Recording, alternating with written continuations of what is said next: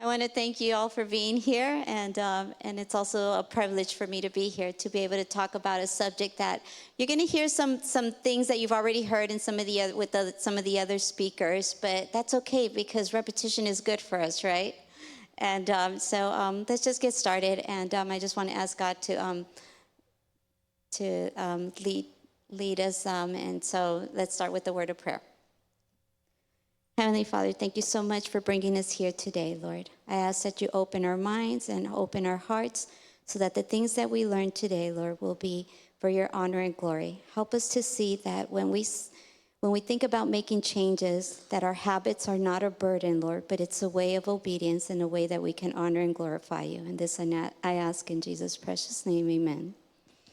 Okay, so I want to ask you a simple question. How many of you have ever started on a lifestyle program or plan or started some kind of a goal to help your health be better, and then you were excited about it and then all of a sudden you stopped?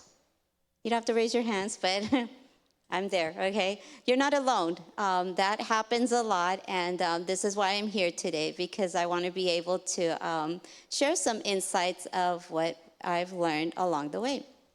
Okay, so first of all, I want to just take a moment to share my story because this is a topic that's very personal to me. Okay, my journey with lifestyle medicine began early in my career when I was teaching college nutrition. And I was very passionate about the subject, and I tried to make the class interactive, and I tried to incorporate activities that would also help the students make some lifestyle changes. Okay, so for example, we would have a field trip and we would go to the grocery store and I'd have a scavenger hunt for them, okay, to where I would have them look at certain ingredients, or I would ask them, I want you to find a tomato sauce that doesn't have sugar, or I would ask them to look for a vegetable that they've never heard about, or they didn't know what it was, or if they even knew if it was a vegetable or a fruit. And so anyways, I would try to make the class as interactive as I could. I would even meet with them for lunch sometimes, and then I would take them for a walk after lunch, just because I knew that the nutrition class, college nutrition, was just a lot of information, but not a lot of practical skills. And so anyways, at the end of the semester, I never knew if the students actually learned to make some lifestyle changes, at least in the area of nutrition, okay? Some of my students, towards the end of the semester, would still walk in with a bag of Doritos and a Coke, okay? So, but then I was introduced to health coaching, and that was kind of the missing link that clicked, because I learned that with health coaching, I could work with patients or with clients, and I could follow up with them afterwards, and I could incorporate and help them to set some, realistic goals so that then they can continue to make these lifestyle changes. And so that prompted me or encouraged me to get board certified. And now I work in a clinical setting where I get to work with precious souls and see them on this journey where they're taking one step at a time to make one change at a time. And just like we heard before with the Hapas brothers, that 1% does make a difference. And I can tell you that I see it every day. Just that one little change will make a difference. Okay, so when we talk about lifestyle habits, it could be all of these, okay? And so remember that the lifestyle habits don't work in isolation, okay? Each one influences or reinforces another one, okay? So we talk about nutrition and diet, physical activity, stress management, avoiding harmful substance, sleep, rest, social connections, and faith, trust, or what some people might also name it as spirituality. Okay, and so for example, if you sleep better, it's going to reduce your stress. And when you're less stressed, you're going to make healthier food choices. And when you make healthier food choices, you're going to think better, and you're going to act better, and you're going to be motivated. So it's not just making a change in nutrition, and you think, well, it doesn't matter if I just change my diet because nothing else is going to work. It is. So just remember, whether you start changing your sleep patterns or you start exercising, it will start helping all the others. And a lot of times what some of my patients will say, well, what about my drinks? Like I had one patient who, when he first came in for one of the first initial visits, when I explained to him about the program, the first thing he said to me was, and he even pointed in my face, and he was like, don't touch my Dr. Pepper. And here in Texas, Dr. Pepper is really, you don't touch Dr. Peppers, right? But he did. That was the first thing he told me. He says, don't touch my Dr. Pepper. And I said, I'm not going to touch anything. I said, you're the one that's going to make the changes. I'm just going to facilitate and help you make those changes. And so anyways, after several months, he started showing me, he eats out a lot. And so he started showing me the things that he was eating. And all of a sudden on his plate, I started seeing one piece of broccoli. Then the next time he showed me a picture, he had 2 pieces of broccoli. And then the next time he had half a plate of broccoli. And I hadn't done anything. This was all his own doing. And so then when I asked him and I said, so what else, have you noticed any other changes? Because when you start making one little change, something else happens. He says, yeah, I'm drinking water. Now I only drink a little can of Dr. Pepper. And I didn't even touch it. And so he started doing it on his own. So just remember that anytime you make one lifestyle change, one habit, and don't worry about the bad stuff. A lot of times we focus on like, well, I'm doing this wrong. Don't worry about it. Start doing the good stuff, and it actually pushes away the bad stuff, okay? Okay, so we do have some health promotion programs. We have 2 representatives here from the New Start program up in Weimar. We also have Creation Life from Advent Health in Florida. And then we also have the American College of Lifestyle Medicine, who's dedicated to do studies and to see that all of these lifestyle habits do in fact help to combat and reverse or help manage or help reduce the risk of chronic illnesses.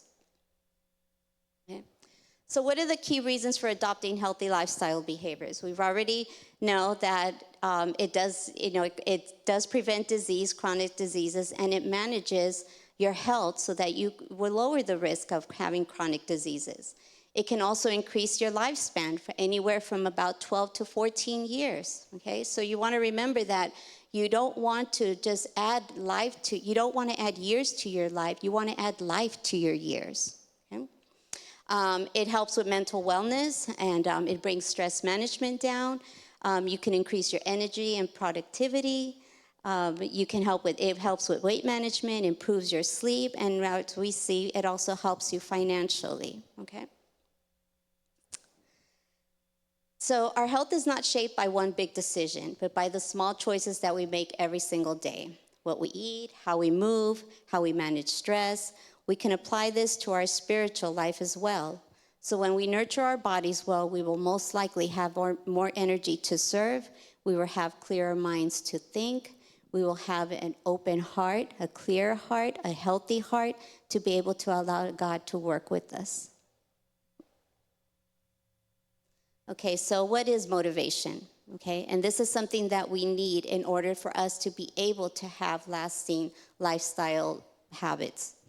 Motivation is a spark that can drive you to start a new habit or to learn a new skill. It's taking one step forward towards a goal. It's focusing or making a habit or a skill, learning it so that you can reach your goal and continue with it. And it also sustains it, and you also appreciate and you savor the accomplishments of reaching that goal. Many people know what to do, but we struggle to sustain it.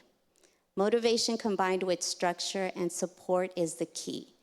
And so motivation matters because it helps us overcome our challenges, which then boosts our resilience. It ensures consistency, and then it transforms temporary efforts into long-term behaviors. And that's what we want to do. We want to be able to have these lasting behaviors continue with us, and so that they just become natural to us.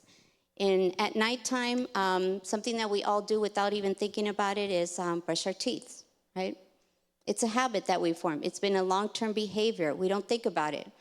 Right before we go to bed, we brush our teeth. That's what a healthy lifestyle habit should be like. It's something that you don't even think about it. It just automatically happens. So there's psychologists have proposed two different ways at looking at motivation. We have the intrinsic and the extrinsic. Okay, so the intrinsic motivation is the one that says what matters to me, and the extrinsic motivation is what am I going to get out of this. And so this is sometimes we're motivated to do something because we're either going to get paid for it, we're going to get a promotion, we're going to get a prize, or people are going to compliment us because we look good. Okay, the intrinsic motivation is the one that comes from your inner self, and that's the one that says, what matters to me most? What's going to make me happy? What do I enjoy doing the most?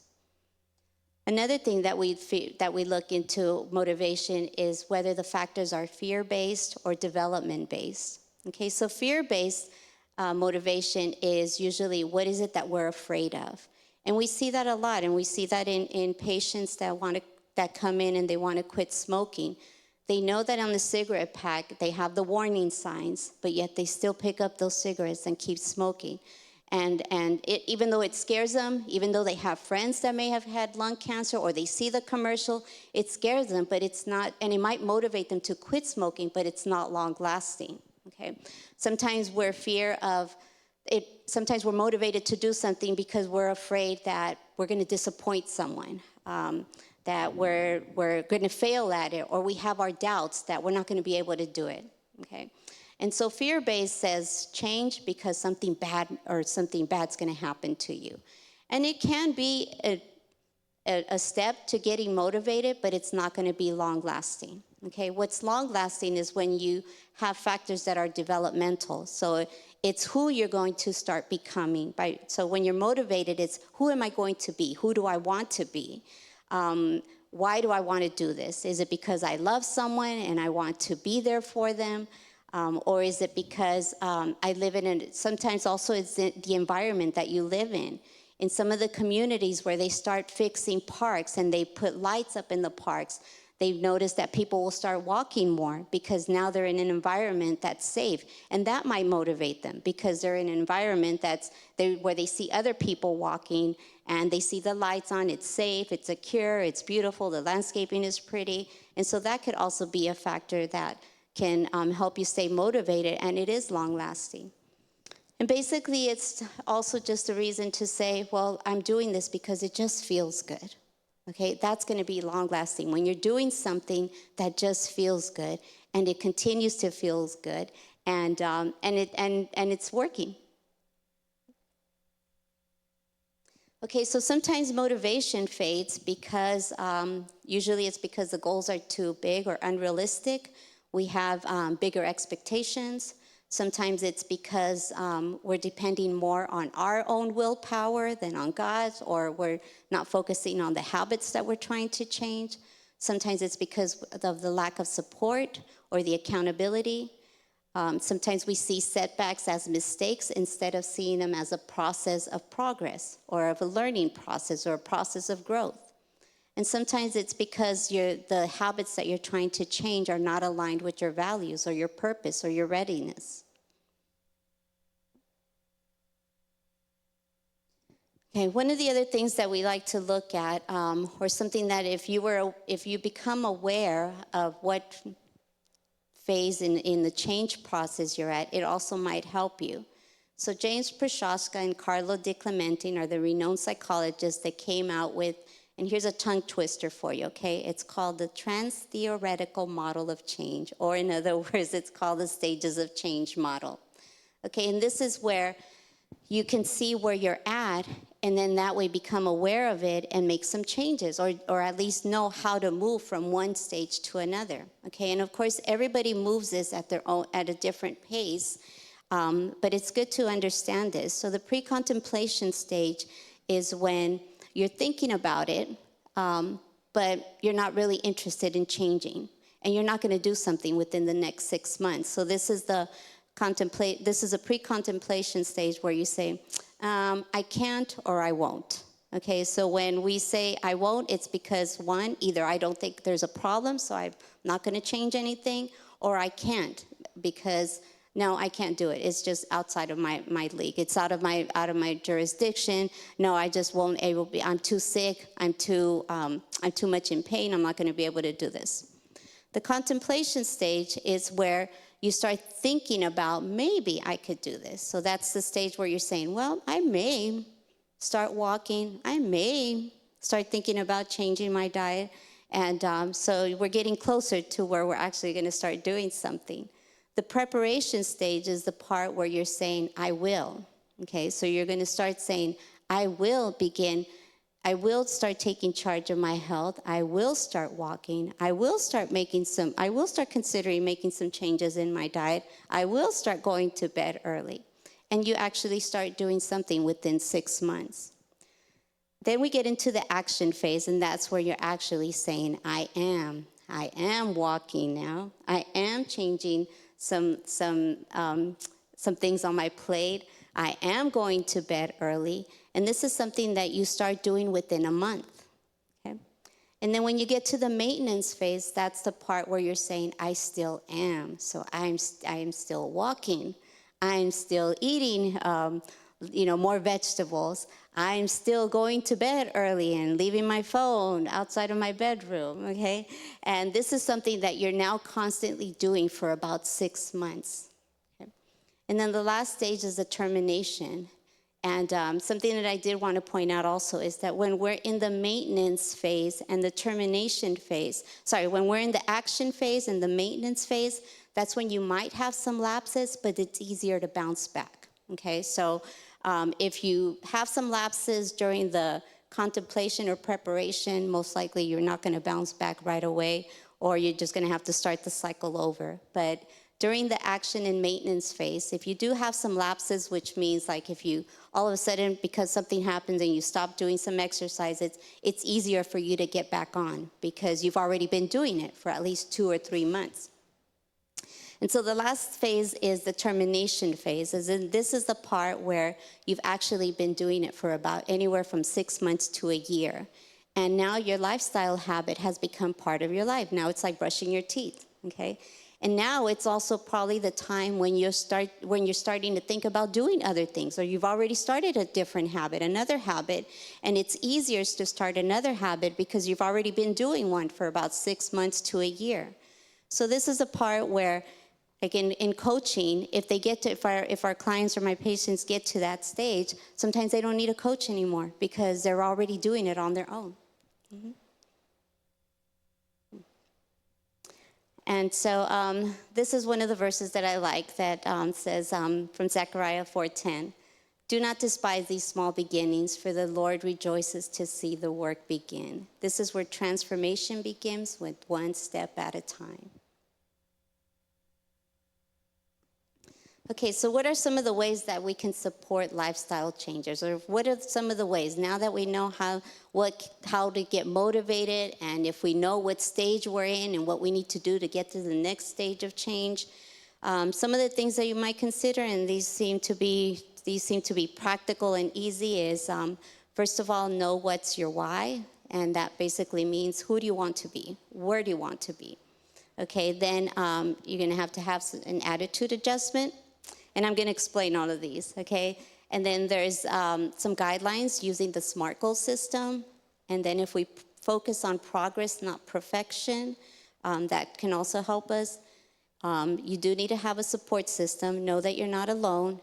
And then also putting our trust in God to help us through this journey. Okay, so how do we find your why? And that could be, so we use the term find your why, or what's your purpose, or what do you value most, okay?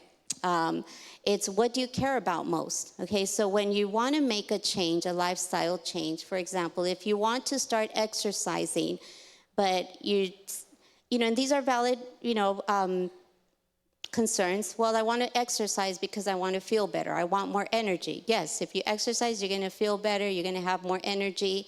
Well, I want to exercise because I want to lose weight. That's a valid reason.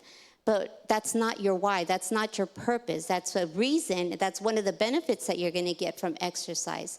But if you decide that you want to start exercise because you want to be outdoors more, because you don't want to be in the house watching TV so much, because you want to go out and take your dog out for a walk, or you want to be outside with your children, then you have a purpose. You have another reason, something that's going to help you stay motivated and lasting. Okay, so I have a story to share with you. I had a patient who had come in, and a lot of times as a coach, I listen a lot to my patients, and they tell me their story, where they came from, where they're at, and why they're here. And usually, once they get past, and it gets very emotional sometimes, because, in her case, she was crying. She was very emotional. She was telling me, I wasn't like this before. I didn't have weight issues. I didn't take so many medication. I wasn't always in pain. And so, I listened to her. We talked a little bit more. And when it came to the part where I asked her, okay, well, what is your why? What is the reason that you want to start making some lifestyle changes, or you want to make some healthy habits? And so she looked at me straight in the eye, and she just pointed to the floor. And she said, because I want to be able to sit on that floor, cross my legs, play with my granddaughter, get up without a problem, and be able to see her grow up. At that moment, I knew that she had connected and she understood what her why was going to be. So guess what? She did start an exercise program. She did start eating healthier. She was able to manage stress. And one day she came in and showed me a picture of her sitting down. This is not her, but she did come and showed me that she was sitting on the floor, crossed her legs, playing with her granddaughter. She says, and I could get up. A little slow, she goes, but I could get up. So that's her why. Okay, so ask yourself, what's my why? Why do I want to be healthy? Why do I want to be able to exercise? Why do I want to have less stress? Why do I want to have more energy? Why do I want to eat more healthier? Okay, and then so a lot of times you need to be optimistic, okay? And you need to be happy about it and also be thankful, okay? So if you're going to make some lifestyle changes, enjoy the process and do something that you're going to enjoy doing. So a lot of times I'll ask my patient, okay, so you want to exercise? Do you know what's the best exercise? And they say no, and their face gets all, they lighten up and they get excited. I'm like, well, it's the one that you're going to enjoy doing. And then they're like, oh, so it's not walking? Well, walking is a really good exercise, but do you like walking outdoors? No, I don't like to walk. Or sometimes they'll say, well, I like to run. Oh, okay, well then let's get you running. Or sometimes they say, I used to go to the pool a lot. Well, what's keeping you from going to the pool now?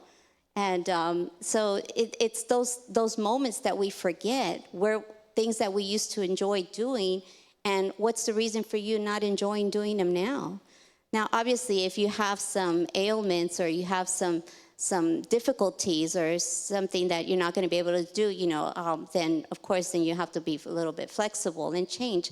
But look at the things that you enjoy doing the most, okay? It's just like I had another patient who told me, well, I want to eat healthy, but I don't like broccoli. I was like, okay, so don't eat broccoli. He just looked at me and he says, well, what do I eat? I'm like, well, do you like tomatoes? Yeah, I like tomatoes. Well, do you like squash? I love squash. Eat tomatoes and squash. He said, and that's healthy? Yes. I thought, just eating broccoli was healthy. Yeah, it's a good vegetable, but if you don't like it, don't eat it. Eat what you like, eat the vegetables that you like to eat. And that just opened up, his mind was, he became optimistic, and then he was happy about it because he thought that in order to be healthy, he had to eat broccoli. Okay? Anyways, and then be thankful, okay, for the opportunities that you have. If you're taking one step at a time, guess what? You're going to be able to take more steps along the way and give God the glory for helping you along the way, and be thankful. And the more that, and we know that it helps also our mentality, our emotional intelligence when we show gratitude, when we're thankful for the things that we're able to do. And yes, if we're not able to run a marathon right now, and we really want to run a marathon, we saw the examples. What's to stop us when we're 80 or 90 years old? But just take it one step at a time. Okay, now the SMART goal system is very easy to remember. It's an acronym for setting a goal that's going to be specific, measurable, achievable, realistic, and time-bound. Okay, and so basically what that means is that you have to name what your goal is. Okay, you have to specifically name what it is that you're going to do. And I'll give you an example of this. It also has to be measurable, because this way you know if you've reached it. Okay, so it has to be either how much, or how can you track it. And then it has to be achievable, which means, does it align with what you have, with the resources that you have, or where you're at right now? Is it realistic? Does it align with your values, or what your why is? Okay, and then also it has to be time bound. There has to be a deadline for it. Okay, so for example, if patients come and they tell me that they want to set a goal to exercise, they'll say, well, I would like to exercise more. Well, that's a goal, but it's not a SMART goal, because how do you exercise more? A SMART goal, you have to tell me, and so then I'll ask him, he's like, okay, well, what kind of exercise? What do you want to do? Well, I want to walk. Okay, so now you're going to specifically tell me what it is that you want to do. So if they want to walk, then I ask them, for how long? How many days, and for how much time? And then they tell me, okay, well, I think I can do it every day. When was the last time you went walking? Oh, it's been a long time. Okay, so is it realistic for you to say that you want to walk every day? Some people are like, yes, I'm going all the way. But remember that sometimes our mentality or our brains can trick us in that all or nothing, it's all or nothing. And we want to try and stay away from that, because then we're setting ourselves up for failure. Okay, so a SMART goal for him would sound like this. Okay, I want to exercise, I want to walk 3 days a week for 30 minutes in the morning with my dog, so that I can help, as part of my weight loss plan.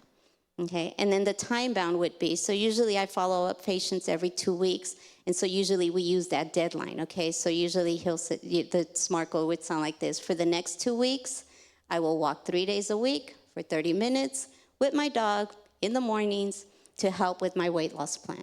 Okay, or to help manage my blood sugars, or to help bring my blood sugars, or to help bring my blood pressure down. And I can tell you that one of the things that we do see is that when people start exercising, one of the first changes that we start seeing is in their blood pressure. Okay, and the more consistent they are with their exercise program, the more results we start seeing in that blood pressure coming down.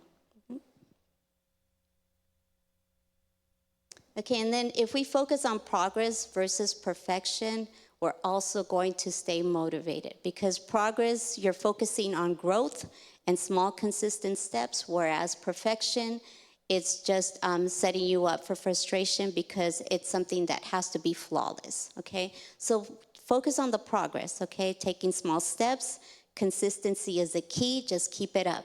Okay, if you want to start exercising, and walking is something that you can do, and if you go out 2 times a week for 10 minutes, that's okay. Do it for 2 weeks, but be consistent about it. Sometimes some of the patients will specifically say, no, I'm going to walk Monday, Wednesdays, and Fridays. Some people will just leave it open so that you're flexible, and so that you don't feel like you're tied up, so that if you don't go walking on Monday, then a lot of times it's like, oh, that's it. I didn't go walking. That's it. I'm never going to be able to do this. Okay. So, but if that works for you, again, everybody's stage of change is different. Okay. So whatever works for you, whether it's stating the days that you're going to go, or just saying, I need to go out walking 3 times a week, or I'm going to start adding a new vegetable, or I'm going to add, half a cup more vegetables on my plate, at least twice a week. Make your goals small, but make them consistent. Okay, and then this is going to help you to learn and grow and build resilience. And also be flexible, because if sometimes, like I said, if you lapse and something happens and you're not able to stay on that goal, then be flexible, and also show yourself some grace, just like God shows us grace, right? To say, okay, I didn't get to do it today. Then think about, well, why didn't I get to go walking today? Was it because my schedule was too busy? What was it that in my schedule kept me from going walking? And so these are some things that we also have to look at, so we can start adjusting them, okay? And if it helps, keep a journal so that you can track your progress, so that you can see also where you started, and in 2 weeks where you're at, and then in 4 weeks what's happened, and just also start, writing on your journal. What is it that you feel? How do you feel? Because you are going to start feeling different, okay? Whether you make changes in your exercise or eating or sleeping or avoiding harmful substance, getting more fresh air or sunlight, you're going to see some results. Okay, and I really like this little image and this quote that says, by perseverance, the snail reached the ark. Okay, so when we think of the snail slithering to the ark, okay, we obviously have snails today, right? So obviously the snail made it to the ark. Think of yourself that way too. To get from point A and get to point B, it's okay if you slither to it. Just keep slithering along. Just keep moving ahead, okay? Every small step that you take is an investment for your health, not just physically, but mentally, emotionally, and spiritually. And then remember that you're not alone. Have a support system, but also be careful of your support system, okay? When I started making changes in my lifestyle, and one of them was to be vegetarian. I didn't go straight to the whole plant foods, or vegan. I just, said, okay, I'm going to go vegetarian.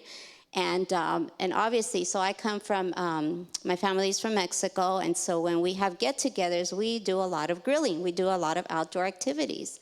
And so one of the things that, I'm not gonna be eating the grilled meats that, my family would cook, so I would bring my portobello mushroom. And I was like, well, can I just put the portobello mushroom before you guys put all your meat on there? Let me grill this first. And I said, okay. And they're like, well, what does that taste like? Oh, you want to taste it?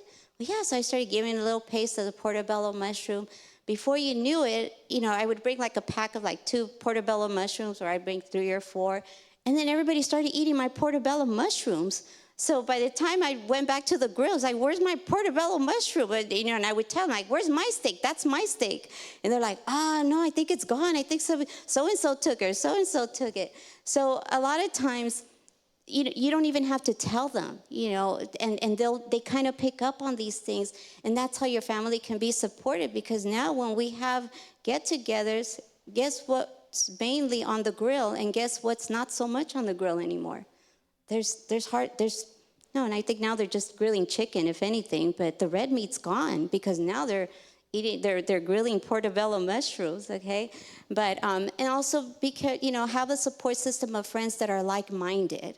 So if you're gonna start making healthy changes, when you explain to them, when you tell them what's the why behind your reasoning, they're gonna respect you for it. And if they don't, well, then maybe it's time to not hang out with those kinds of friends, because if you go out and eat, and they're ordering all this food that you're not wanting to eat anymore, that's not showing you support. And it doesn't mean that you're going to force them to start eating the way you're eating, but there should be some respect there, right? There should be some like-mindedness. And if you start seeing, like my family, all of a sudden they started changing their mindset, and they started changing the menu on the grill, you're actually setting an example for them without even telling them, what the benefits of, eating more whole plant foods, and eating less of the animal products. A health coach can help, because we're trained to be able to help you facilitate through the process easier. And we're also able to be your accountability partner. But sometimes your family members or your community, somebody in your church can be an accountability partner, especially if this is something that you've never tried before. And usually an accountability partner just means that they're going to be there for you, that they're just going to listen. And so whatever struggles you're going through, they're not there to teach you or to guide you or to give you advice or to counsel. They're just there to listen and to help you figure out on your own what it is that you want to get, at the end of at the end, what are the results that you want to see. Okay, so, and then of course, then we have God, okay? He's our partner. He's the one that will always be there for us. He's the one that understands us. He's the one that created our bodies. And so he knows what it is that you need most.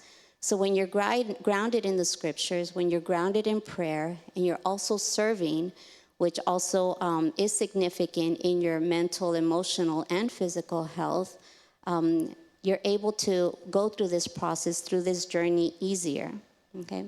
And remember that the power of God's love includes forgiveness. So learn to forgive yourself and learn to ask him for forgiveness for the things that you haven't been doing with your, that you know you should have been doing with your body, but you haven't. Ask him for forgiveness, and he's going to cover you in grace and help you through the process. Okay, and then also remember that he promises to heal us. He promises to be there. I really find it interesting when patients will ask me, well, do I need to eat organic vegetables? Do I need to eat everything organic? Because I really can't afford organic food. And I don't have a garden. Do I have to eat organic food? And usually what I tell them, I was like, well, if you can afford organic food, by all means, go to the farmer's market, or buy some organic food. But if not, don't stress over the food. And so it's not a proven theory yet, but just because of God's character and because he loves us so much and because of what he gave us from the beginning, I honestly believe that if he sees that we're trying to do our best, if we're eating the strawberries that are not organic, or we're eating the kale that's not organic, God's going to favor that to our benefit. He's going to say, you know what, they're trying. He's going to protect us.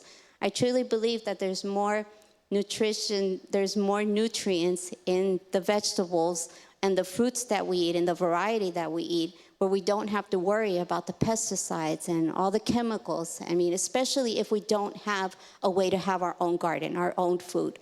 So don't stress over the food. If you're doing something good about it, if you're eating these good foods, you're eating a variety of whole plant-based foods, then just trust God that he's going to protect you. He's going to give you that protection, and he's going to help you through this process. Okay, so there's a story in John chapter 5, the healing at the pool, where there was a man who had been sick for about 38 years. And then Jesus finds him by the pool, and he goes up to him, and the man had been waiting for this miraculous healing, right? And Jesus comes up to him, and he asks him, do you want to be made well? And so then the man replies, sir, I don't have anybody to put me in the pool when the water's stirring. And even if I try to get there, someone always jumps ahead of me. And then Jesus just looks at him and he says, rise up, take up your mat and walk. Without even, focusing on his excuses or focusing on the reasonings that the man was giving him, Jesus just looked at him and healed him, but said, rise up. Get up and walk. And the man got up and walked. And so a lot of times we can learn from this story that sometimes some of our challenges, some of our fears, some of our doubts, some of our disappointments, some of our failings have kept us lying there on the mat, waiting for something miracle to happen to us. Or sometimes we say, oh, yeah, every time I try, nah, it never works for me. Or sometimes it might work for them, but it doesn't work for me. So when we look at this story, let's remember that sometimes Jesus is already calling us to just get up, rise, take up your frustrations, take up your doubts, take up your excuses, take up your reasons, take up your failings, and get up and walk. Take them with you and start walking. So I hope that today you can choose that. If you're thinking about, if you started on a program or you started on wanting to make some lifestyle changes and you for some reason you just stop, okay? Think about what are those reasons, okay? It's not going to happen miraculously, but with God's help, you can see miracles happen, okay? And so some of our Bible takeaways, instead of summarizing my whole talk, I want to just bring it back to the Bible, where in 1 Corinthians, it tells us that our bodies are a gift to be cared for intentionally. Jeremiah 29:11 tells us that God has a purpose and hope in the journey of change, okay? And Zechariah 4:10, the small steps do matter, okay? So it's biblical. Take small steps, one step at a time. And then also in Galatians, that we are not meant to walk this journey alone. Find someone to support you. Find someone that can be there with you. Find someone that can walk with you. Find someone that's ready to eat differently. Find someone that's also willing to put their phones away, 2 hours before you go to bed, okay, so that you can do this together. And also that consistency and perseverance brings growth. And in Counsels on Health, I like this quote by Ellen G. White that says, "Only one lease of life is granted to us. We only get one chance." Okay, and so the inquiry with everyone should be, or something that we should all be asking ourselves is, how can I invest my powers, my skills, my gifts, so that they may yield the greatest profit? How can I do most for the glory of God and the benefit of my fellow men? For life is valuable only as it is used for the attainment of these ends. So we have a purpose, okay? If you can't find your own why, then find your why in Jesus. Find your why, that if you want to be healthy and you want to stay motivated and you want to start changing some habits and gaining some new habits, find it in Jesus. And then he's going to help you, and he's going to show you your purpose on what your other why is going to be, okay?